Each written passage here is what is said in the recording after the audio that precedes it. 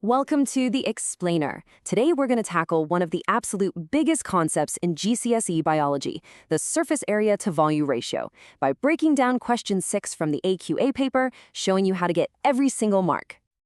So here's the plan. We're going to walk through this question step by step, from the first calculation all the way to that final 6 marker. And we'll be using the official mark scheme the whole way, so you'll see exactly what the examiners are looking for. All right, let's get right into it. The whole question is built around this table of data for 5 different organisms, ranging from something tiny to something really, really large. This table is the key to everything that follows, so it's worth just taking a second to see the huge range of numbers we're dealing with. Think of this data as a kind of puzzle, and, over the next few minutes, we're going to find all the keys to unlock it. All right, first up, part 6.1. This is a nice, straightforward calculation to get us started. We just need to work out the surface area to volume ratio for organism C. So the process here is really simple. You just take the surface area, divide it by the volume, and then, and this is super important, you've got to round your answer to the nearest whole number. And there it is. The final answer, rounded correctly, is 74. That's the magic number that gets you full marks. Okay, now this is where things get really useful. The mark scheme tells us exactly how you get the points. Even if you completely botch the calculation on your calculator, you can still get a mark just for writing down the correct division. And see that last point? That's a classic exam trap. Don't add a unit. Okay, so with that calculation done, let's move on to the next part of the question. This is where we start talking about the big principle at play here. So the question is pretty direct. What's the pattern? What's the relationship you can see between how big an organism is and its surface area to volume ratio? And check this out.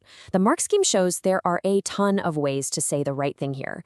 You could say as size increases, the ratio decreases, or you could get a bit more technical and say they're inversely proportional. You can even state it the other way around. The point is, they all get you the mark. All right, now it's time to apply that principle to a real biological situation, gas exchange. So here's the setup. We're comparing organism B, which is super tiny with a massive ratio, to organism D, which is way bigger and has a much smaller ratio. The question is, why does the big one, D, need lungs, while the little one, B, is totally fine without them? Right, to get both marks here, you need a 2-part answer. First, you have to state that the bigger animal, D, has a smaller surface area to volume ratio. And second, you've got to connect that to the problem. The diffusion distance to its inner cells is just too big. Or, as the mark scheme also allows, you could just say the diffusion would be way too slow to work.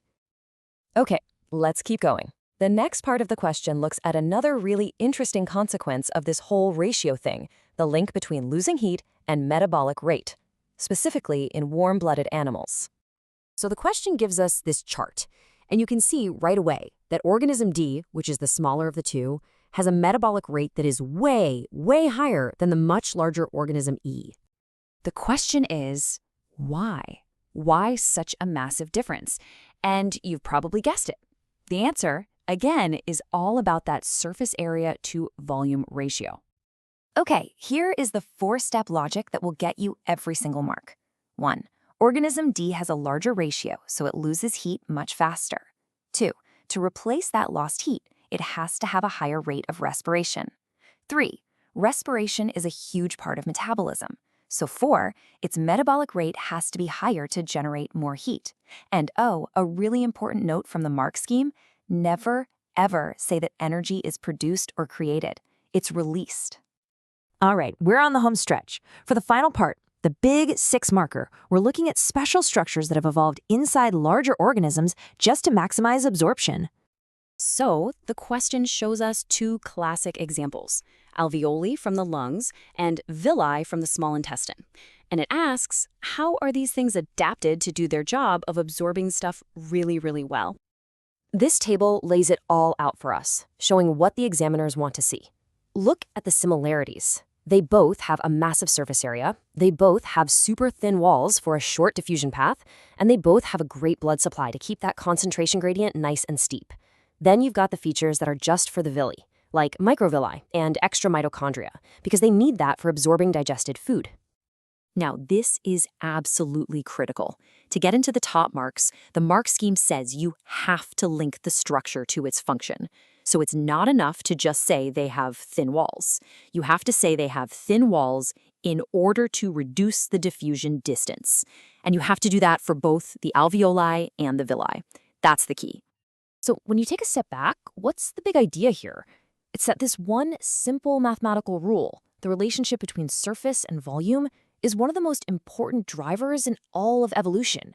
It's the whole reason we have complex things like lungs and intestines. It's literally why you're not a giant amoeba. Yeah, you can think of this ratio as the rule that separates the microscopic world from our world.